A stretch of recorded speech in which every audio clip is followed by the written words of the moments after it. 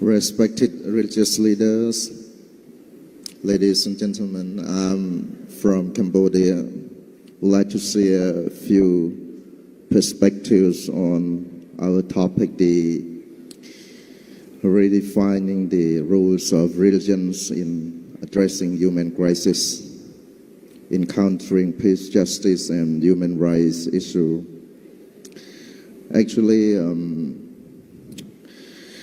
the question here is, I'm not very much sure whether we, the religious practitioner, are brave enough to talk about the violence when there is no place. Are we brave enough to talk about the injustice? Are we brave enough when there is the violation of human rights?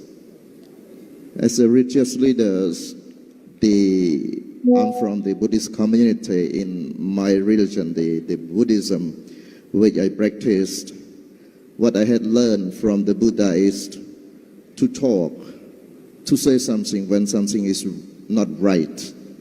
But the question here in this modern society, are we, the religious, brave enough to talk about it when it's happening in front of us? I'm not talking about the global scale. I just start from if something wrong in our family, with the kids or anyone of our families is being abused physically or mentally, are we brave enough to point it out that this is wrong? Only from that moment, only from that point, that the issues can be possible. It has to be started from a very small point, that is the family. Sometimes we talk a lot about in the conference about the peace, about the violence, about the justice, about the injustice, but we ignore what is going on in our family, in our village, in our Buddhist perspective. We have to talk, American saying, we say, we have to do something. If we cannot start from a small point, then I don't think that we can address the human issue, what is happening in other parts of the world. I think we have to start from that. If something wrong is happening in our family, violently, we have to do something in whatever method can be taken to address it. Start from there. Second, as a religious practitioner, we have to have self-reflections whether our religious community is doing something right, is doing something wrong, and we have to start to talk about our own community first.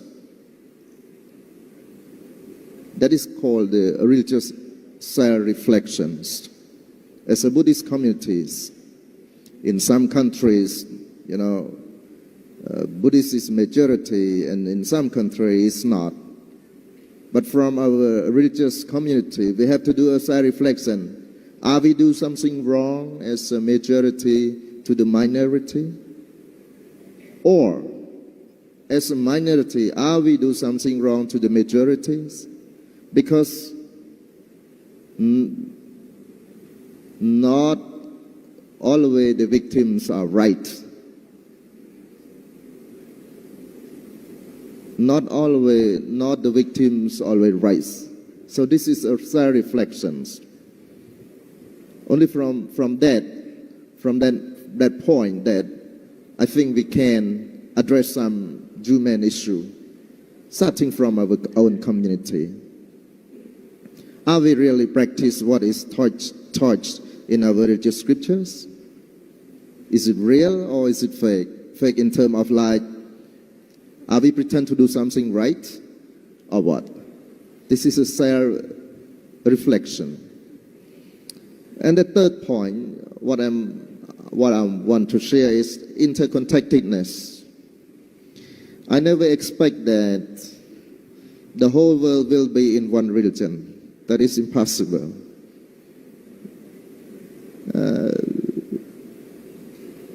The teaching of diversity is taught in every religion. Diversity in unity, unity in diversity. And the world have to be a plural religious planet. That is possible. If anyone want to make it just one religious planet, it won't happen. So the idea of interconnectedness, reach out to someone who is stranger, who believe in different religions from yours. From my own understanding, if we try to find the similarities between our religions and other religions, it's very difficult before we bridge the friendship. If we try to accept the differences, it might be much more easier, because definitely we share a lot of similarities, but at the same time, we also have a lot of differences. So in order to be friendly with the stranger, the basic point or the starting point could be the accepting of the differences. Only then that the interconnectedness can be established in our communities, in our society. And it is very, for example, whenever I come to Indonesia, I don't understand your language. I never understand your language. I know only terima kasih. When someone give me a coffee, I say terima kasih. When someone smile at me, I say terima kasih. But what I understand most is the good heart of Indonesian people, the friendship. This is the universal language.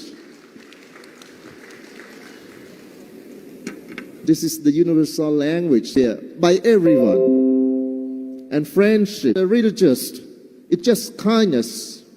But how we look at kindness, how we look at friendship, can be done from a religious perspective. I look at friendship from Buddhist perspective. You look at the friendship from Islamic perspective. So nothing wrong with that. But friendship is needed by everyone. And the fourth one is cultural understanding and peaceful coexistence. My dear friends, we need more people. We need more a religious perspective. And sometimes we might need more differences to look at the world, look at society from different perspectives. Could be good. The most beautiful gardens is full of varieties of flowers, my dear friends. So nothing wrong with having different cultures, different religions. Nothing wrong with that. But what is wrong with that is we cannot see the beauty of those differences, of those religions. That is what is happening now. So, I'm not sure whether how can we look at peace, but peace is still peace.